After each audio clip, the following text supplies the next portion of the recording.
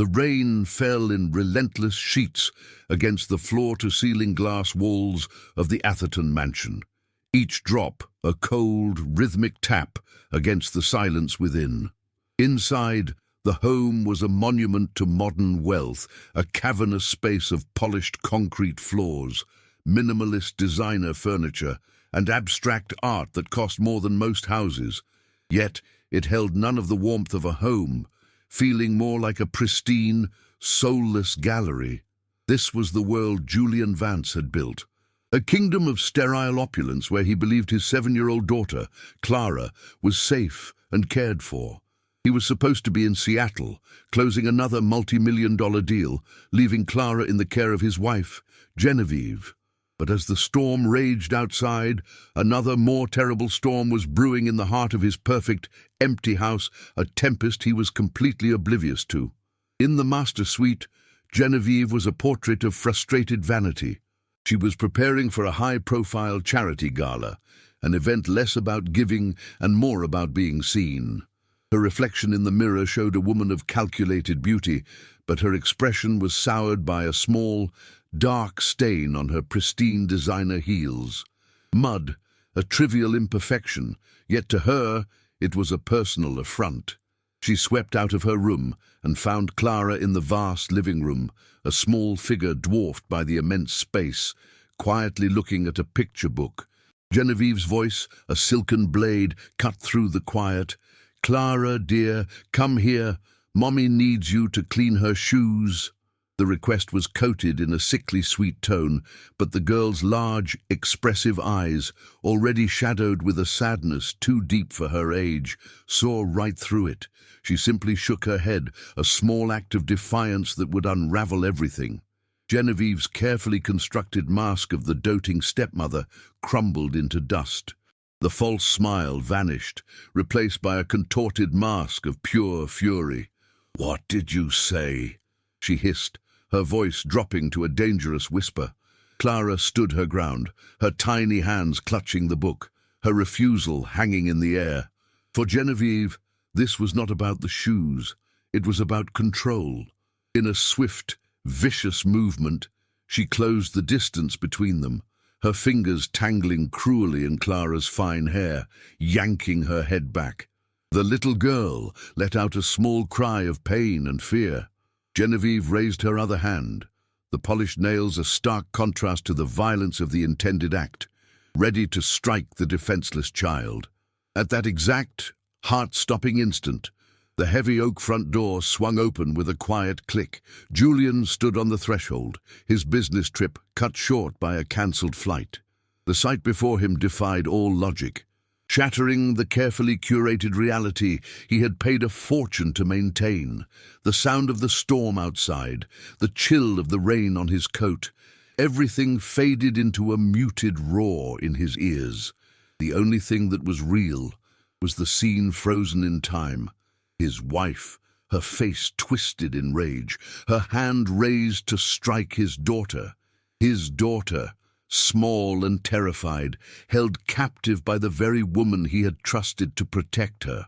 In that single, devastating moment, the walls of his denial didn't just crack, they were obliterated, and the blinding, agonizing truth of his failure as a father crashed down upon him.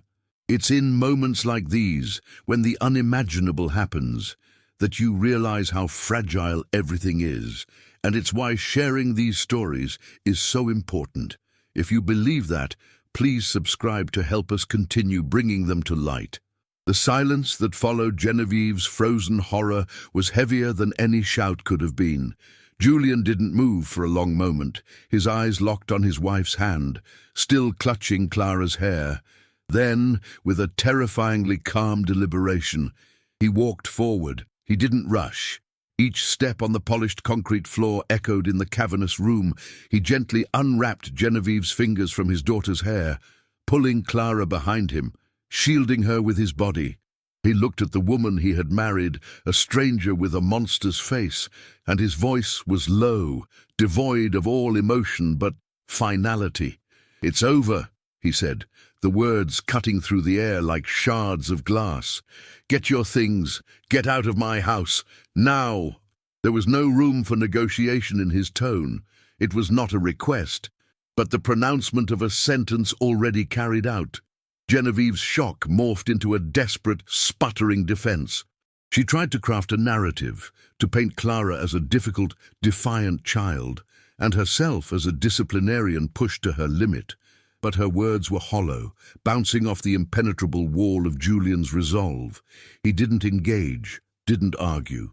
He simply stood there, a silent sentinel protecting his child, his gaze fixed on her with a coldness that stripped her of all power. Defeated by his silence more than any rage, she scrambled to gather her belongings, her movements clumsy and panicked. Within the hour, she was gone, leaving behind nothing but the expensive, soulless decor she had chosen and the faint, cloying scent of her perfume. The vast house fell silent again, but for the first time in a long time, it felt safe. With the immediate threat gone, Julian knelt down, trying to meet Clara's eye level. It was then that he truly saw her, not as an abstract responsibility to be managed by others, but as a person. He saw the faint purple bruise forming where Genevieve's fingers had dug into her scalp. He saw how her designer dress, something he'd paid a fortune for, hung on her small frame like a costume, stiff and uncomfortable. Her large, expressive eyes, the same eyes as her mother's, were filled with a deep, weary fear that no 7-year-old should ever know. She flinched when he reached out a hand to touch her cheek, a small, involuntary movement that shattered what was left of his heart. In that moment, he understood the true cost of his absence, an invoice of pain written on his own daughter's soul. He led her to her bedroom, a space that felt more like a showroom than a child's sanctuary. Expensive, educational toys sat in pristine condition on minimalist shelves, clearly untouched. The room was a perfect reflection of his parenting, well-funded, aesthetically pleasing, and emotionally vacant. He tried to speak, but the words felt foreign in his mouth. He was a man who commanded boardrooms, who could dismantle a competitor's strategy with a few sharp sentences, yet he couldn't find the right words to comfort his own child. "Are you okay?" he asked, the question sounding hopelessly inadequate. Clara just nodded, clutching a worn-out stuffed bear, her only real source of comfort. Her silence was a verdict on his failure, and the chasm between them felt impossibly wide, a testament to years of neglect. That night, Julian didn't sleep. He sat on the cold floor outside Clara's bedroom door, listening to the sound of her restless breathing. The carefully constructed walls of his life had been demolished, and he was left wandering in the rubble of his own making. He was haunted by memories of his late wife, Amelia. He remembered her easy laughter filling their first, much smaller home, the smell of cookies baking, the way she'd held Clara and promised to always keep her safe. He had inherited that promise, and he had failed to honor it. He had convinced himself that providing a life of luxury was the same as providing a life of love. He saw now, with agonizing clarity, that he had given his daughter a beautiful cage, but had left her inside it all alone with her predator. The next morning, the outside world began to intrude. Julian's phone, which he had silenced, lit up with a relentless barrage of messages and missed calls. Genevieve had wasted no time launching her counter-offensive. Her social media was a carefully crafted portrait of a heartbroken woman, alluding to Julian's instability and the pressures of his work, leading to a shocking and unfair ultimatum. Friends from their elite social circle reached out, their messages dripping with feigned concern that was really just a thirst for gossip. Julian looked at the screen, at the web of lies Genevieve was spinning, and felt nothing but a profound sense of detachment. His world had shrunk to a single purpose, the small, sleeping girl in the next room. He powered the phone off, severing the connection to the life he no longer recognized as his own. Determined to start anew, Julian decided to make breakfast, a simple act of paternal care he hadn't attempted in years. He found the kitchen, a state-of-the-art space he'd only ever seen used by staff, and tried to make pancakes from scratch. The result was a smoky, burnt mess. As he scraped the blackened discs into the trash, he heard a tiny sound from the doorway. Clara was standing there, watching him, her expression a mixture of caution and curiosity. He expected her to be disappointed, but instead a small smile flickered across her lips for just a second. In that moment, she wasn't seeing the powerful CEO, but just a dad, a flawed and clumsy man trying his best and failing. It was the first genuine crack in the wall between them. The nights, however, became a new kind of hell. The trauma Clara had suppressed for so long began to surface in terrifying nightmares. Her screams would rip through the silence of the mansion, and Julian would race to her room to find her thrashing in her bed, her face streaked with tears. She would cry about the angry lady and bad hands, her small body trembling with a fear that was visceral and deep-seated. He would hold her, whispering reassurances, but he felt utterly powerless. This was a wound he couldn't fix with money or authority. It was a profound internal injury that required a patience and gentleness he was only just beginning to learn. It's in these moments of helplessness that we see the true cost of neglect, and sharing these accounts is a small way to honor that struggle. If you feel the same, please consider subscribing to support our work. Realizing he was completely out of his depth, Julian made one of the hardest calls of his life. He found the number for a highly recommended child psychologist and, in a voice humbled by desperation, explained the situation.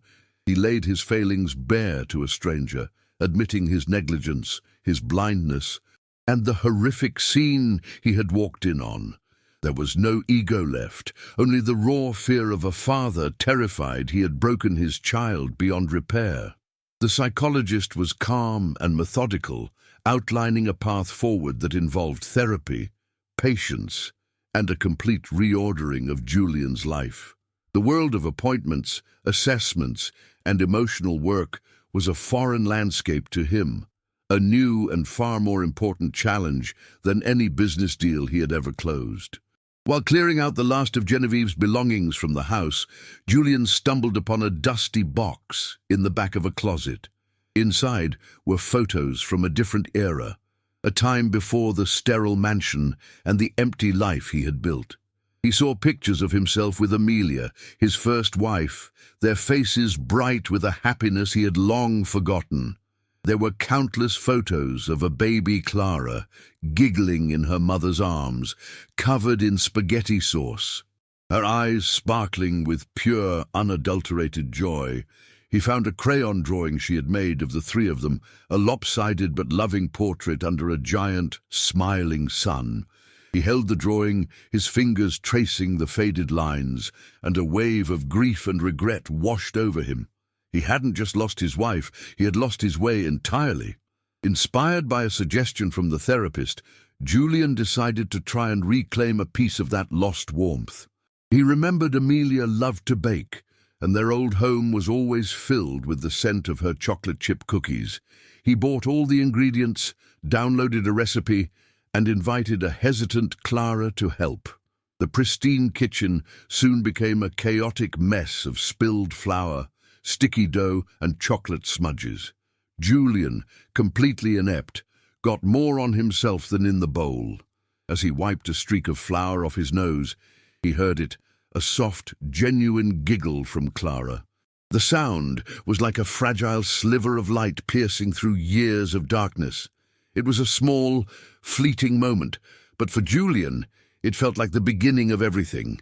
Weeks turned into a month, and a fragile routine began to form. Their progress was slow, marked by small victories and sudden setbacks. One evening, another thunderstorm rolled in, the rumble of thunder echoing the night that had torn their lives apart. Julian saw the immediate change in Clara. Her body tensed, and the familiar shadow of fear crept back into her eyes as she stared out the glass walls at the flashing sky. He felt his own anxiety rise, knowing this was a test of the fragile trust they had started to build. The storm outside was a powerful reminder of the storm within, and he knew that to get through it, he couldn't just be her provider or her protector. He had to be her father, present and unwavering, ready to face the darkness with her. Instead of just offering a comforting hug, Julian sat on the edge of her bed, his large frame a stark contrast to her trembling one. He waited, letting the first wave of her terror pass, his heart aching with every ragged breath she took. He didn't try to shush her or offer empty platitudes. He simply sat in the darkness with her, sharing her fear, letting her see the profound sorrow etched on his own face. This wasn't about fixing a problem. It was about bearing witness to her pain, a pain he had allowed to fester in the shadows of his neglect. He reached out, not to restrain her, but to gently rest a hand on her arm, a silent message that he was there, truly there, and that he wasn't going anywhere. The storm outside seemed to pause, holding its breath for what was to come. His voice, when it finally came, was thick with an emotion he had suppressed for years, a raw and broken sound that held more truth than any business negotiation he had ever conducted. "Clara," he began, his throat tight, "I am so sorry." Tears welled in his eyes, spilling freely down his cheeks, reflecting the dim light from the hallway. He made no move to wipe them away. He wanted her to see them, to see the absolute devastation he felt. "Daddy was asleep," he whispered, the confession tearing through him. "For a very long time, I was asleep. But I'm awake now, I promise you. I am awake now, and I will never ever let anyone hurt you again. I will never leave you alone again. You are the most important thing in my life, the only thing that matters." The words hung in the air, a vow spoken into the heart of the storm. It was more than an apology. It was a complete surrender of his old self. He was shedding the skin of the CEO, the distant provider, the man who built empires of glass and steel. In its place was simply a father, flawed and heartbroken, rebuilding his entire world around a single, sacred promise to his daughter. He was offering her the only thing he had left of any real value: his unwavering presence, his absolute devotion. The immense weight of his guilt, a burden he had carried since that fateful night, began to transform, crystallizing not into shame, but into an unbreakable resolve to be the man his daughter deserved, the man Amelia would have wanted him to be. Clara's frantic sobs slowly subsided, replaced by quiet, shuddering breaths. She looked at him, her large, tear-filled eyes searching his. For the first time, she wasn't seeing the powerful, intimidating man who lived in the same house but a different world. She was seeing her dad, vulnerable and real, his pain mirroring her own. A flicker of understanding, of forgiveness, crossed her face. With a small, hesitant movement, she leaned forward and wrapped her tiny arms around his neck, burying her face in his shoulder. It was an embrace that sealed the fractured pieces of both their hearts back together. It's in these moments of pure, unfiltered connection that we find the strength to heal. And your subscription is what allows us to keep telling stories about finding that strength. Julian held her tightly, the storm outside now a distant, muffled rumble. A profound peace settled over the room, a quiet sanctity that the cavernous mansion had never known. He could feel the tension leaving her small body as she finally relaxed against him, her breathing evening out into the steady rhythm of sleep. He didn't move for over an hour, just sat there holding his daughter, the weight of her a comforting anchor in his new reality. The nightmare had been broken, not just for the night, but its power had been diminished forever by the light of his confession. He knew the road ahead was still long, but in that moment he understood that their healing had truly begun. He was no longer just her protector. He was her father, awake and present, for good. The months that followed were a testament to Julian's vow. He began by dismantling the life that had enabled his blindness. He sold a majority stake in his company, stepping down as CEO and taking on a less demanding advisory role. The move sent shockwaves through the tech world, but Julian barely noticed the media frenzy. His focus was singular. He fired the entire household staff, determined to learn the rhythms of his own home. The sterile, silent mansion was slowly, deliberately transformed. Crayon drawings, messy but vibrant, were taped to the billion-dollar refrigerator. Framed photos of a smiling Clara, covered in mud from the garden they planted together, replaced the abstract art on the walls. The cavernous space, once a monument to wealth, began to feel like a home, filled not with the echo of silence, but with the sound of a father and daughter rediscovering each other. As he navigated this new world, Julian was haunted by a chilling thought. How many other children were living in beautiful cages, their suffering invisible behind walls of privilege? The question became a calling. He liquidated a significant portion of his remaining assets and poured the capital into establishing the Amelia Vance Foundation, named in honor of his late wife. Its mission was clear and focused: to provide discreet legal and psychological support for children suffering from abuse and neglect in affluent households, a demographic often overlooked by traditional social services. He recruited the best child advocates and therapists, creating a network of silent guardians for those who had no voice. It was not an act of charity, but of atonement. He was building the safety net he had failed to provide for his own daughter, hoping to spare other fathers the agony of his awakening. 2 years later, Julian stood on a small stage in a community center, a world away from the lavish galas he once frequented. Beside him, a now 9-year-old Clara, her eyes bright with confidence, held the ribbon for the opening of the Foundation's first urban shelter. She was no longer a fragile doll in a designer dress, but a vibrant child in jeans and a t-shirt, her laughter filling the room. Julian looked out at the crowd, not of investors and socialites, but of families, social workers, and children whose lives had been touched by their work. He saw his own journey reflected in their faces, the pain, the struggle, and the fierce, unyielding hope for a better tomorrow. It is this hope that fuels every story we share, and subscribing is the most powerful way to help us keep that hope alive for others. He never spoke of his past failures in grand speeches, but in his quiet, unwavering dedication. His true legacy was not etched in the stock market or in the annals of Silicon Valley, but in the safe, happy life he had built for his daughter, and by extension, for countless others.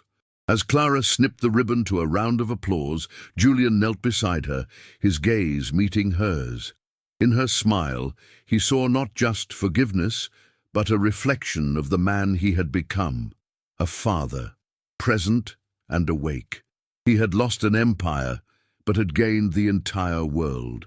The storm had passed long ago, leaving behind not rubble, but fertile ground where a new, more meaningful life had taken root.